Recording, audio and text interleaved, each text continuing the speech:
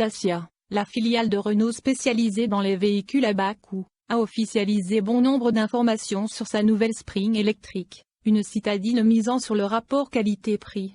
Le véhicule est fabriqué en Chine et non en Roumanie comme c'est généralement le cas avec Dacia. Elle est assemblée dans une usine du constructeur automobile Dongfeng Motor Corporation, qui est dans le top 4 des fabricants automobiles chinois, situé dans la ville de Xi'an. La Dacia Spring électrique est le fruit d'une collaboration entre Renault, Nissan et Dongfeng. Son principal argument de vente est son tarif. La Dacia Spring électrique est présentée comme la voiture 100% électrique la plus abordable du marché. Le véhicule est donc commercialisé à un prix particulièrement attractif, le rendant accessible au plus grand nombre. La Dacia Spring Electric version confort est affichée en série au prix catalogue de 16 990 €, soit 12 403 € après déduction du bonus écologique. Il est possible d'ajouter une roue de secours en option à 180 € ainsi qu'un câble charge mode 3 type 2 pour la somme de 250 €. Les peintures métallisées grises et claires, bleu cenote et rouge goji sont facturées 500 €, alors que le coloris blanc kaolin est quant à lui inclus dans le prix. La Dacia Spring Electric version confort plus est livrée à partir de 18 490 € ou 13 498 € en prenant en compte le bonus écologique que l'acheteur peut faire valoir. Voir notre dossier sur le système bonus-malus et à la prime à la reconversion pour en savoir plus. Les peintures métallisées gris et clair, bleu cenote et rouge goji sont cette fois inclus dans le tarif, tout comme la roue de secours. Ce modèle ajoute également le pack techno avec écran central de 7 pouces, le GPS intégré, la caméra de recul et les radars arrière. Enfin, la version confort plus propose également des finitions orange sur certains éléments extérieurs et intérieurs de la voiture électrique. Un câble charge mode 3 type 2 peut être acquis en option pour 250 €, tout comme une prise combo DC 30 kW contre 600 € supplémentaires. La Dacia Spring Electric version business est dédiée aux professionnels. Vendue 16 800 €, 12 264 € avec le bonus écologique, elle est très semblable à la version confort. Mais elle dispose de plus d'options, disponibles sur la version confort plus, pour permettre de personnaliser plus précisément le véhicule. Il est par exemple possible d'ajouter le pack techno pour 450 €, alors que les particuliers sont obligés d'acheter la confort plus pour en profiter. La promesse est tenue, la Dacia Spring électrique de série est bien la voiture électrique la moins chère commercialisée en France. Rappelons que la Citroën Ami est un véhicule 100% électrique disponible à un prix inférieur, à partir de 6 900 €, mais qu'elle n'est pas homologuée comme une voiture. Il s'agit d'un quadricycle sans permis qui ne peut pas être comparé à la Dacia Spring électrique. Notre test de la Citroën Ami vous en apprendra plus. La Dacia Spring électrique est disponible également à la location longue durée. Pour un contrat de 49 mois et 40 000 km, comptez 89 € de loyer par mois pour la version confort et 94 € pour la version confort plus, après déduction du bonus écologique et avec la prime à la conversion, cette dernière permettant de ne pas payer d'apport le premier mois. La version business n'est pas disponible en LLD. En location, la prise de charge rapide combo 30 kW est en option. Rappelons qu'au terme de la location longue durée, vous ne disposez pas d'option d'achat pour acquérir la voiture, que vous devez retourner à Dacia sauf prolongation du contrat.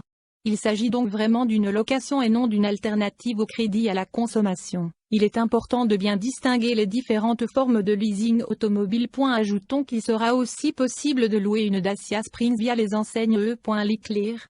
Un partenariat entre Renault et le distributeur a été annoncé pour mettre à disposition des clients une flotte de 3000 véhicules électriques.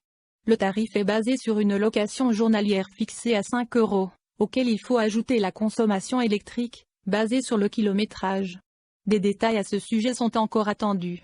Cette alternative permet à la fois de dépanner pour un besoin ponctuel, ou d'essayer la voiture pendant quelques jours avant un éventuel achat. Les précommandes pour la Dacia Spring électrique ouvrent dès le 20 mars 2021. Mais la livraison des véhicules ne débutera que dans le courant de l'automne, sans précision sur une date de sortie exacte pour le moment. Rappelons que des pénuries de composants freinent sérieusement la production automobile depuis 2020. A priori, Renault devrait par contre parvenir à livrer de premières Dacia Spring électriques à E.Leclerc dès mars ou avril, où elles seront proposées.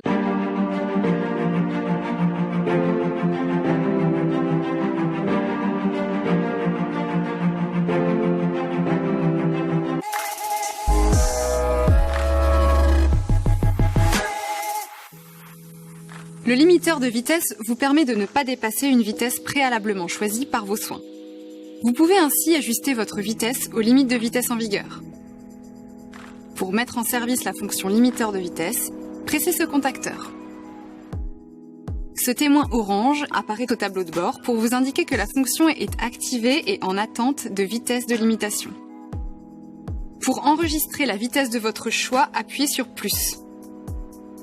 Votre vitesse actuelle est alors mémorisée. Vous pouvez ensuite modifier la vitesse de limitation en appuyant successivement sur plus ou moins jusqu'à obtenir la vitesse désirée. Notez que vous ne pourrez pas enregistrer une vitesse inférieure à 30 km/h. Lorsque vous atteignez la vitesse de limitation, votre action sur la pédale d'accélérateur ne vous permet pas d'accélérer davantage. Il est bien entendu possible de reprendre temporairement et à tout moment le contrôle de l'accélération du véhicule en appuyant franchement sur la pédale d'accélérateur au-delà du point dur. La vitesse limitée clignote alors au tableau de bord durant le temps du dépassement. Pour revenir à la vitesse de limitation, relâchez simplement la pédale d'accélérateur. La fonction est rétablie dès que vous atteignez à nouveau une vitesse inférieure à celle mémorisée. Pour mettre en veille la fonction, il vous suffit d'appuyer sur le contacteur portant le symbole O. La vitesse limitée est mémorisée et ce message s'affiche alors au tableau de bord. Pour réactiver cette vitesse, une simple pression sur ce contacteur suffit. Enfin, pour désactiver complètement la fonction, appuyez sur le contacteur initial. L'extinction du témoin orange au tableau de bord confirme l'arrêt. La vitesse précédemment enregistrée n'est alors plus mémorisée. Gardez à l'esprit que la fonction limiteur de vitesse n'agit en aucun cas sur le système de freinage et que la vitesse ne peut être maintenue par le système en cas de forte descente. Dans ce cas, la vitesse mémorisée clignote au tableau de bord pour vous informer que vous roulez au-delà de la vitesse limitée. Précisons que cette fonction est une aide supplémentaire à la conduite et ne peut remplacer le respect des limitations de vitesse, ni votre vigilance. Gardez toujours les pieds à proximité des pédales pour être prêt à intervenir.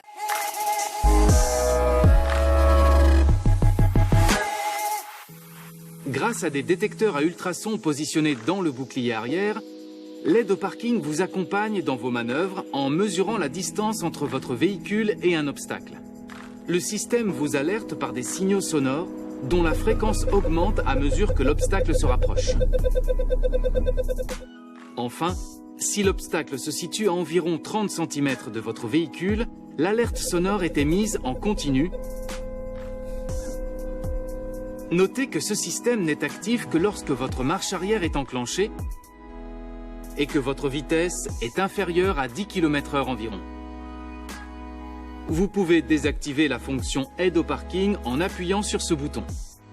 Le témoin du contacteur s'allume pour vous signaler que le système est désactivé.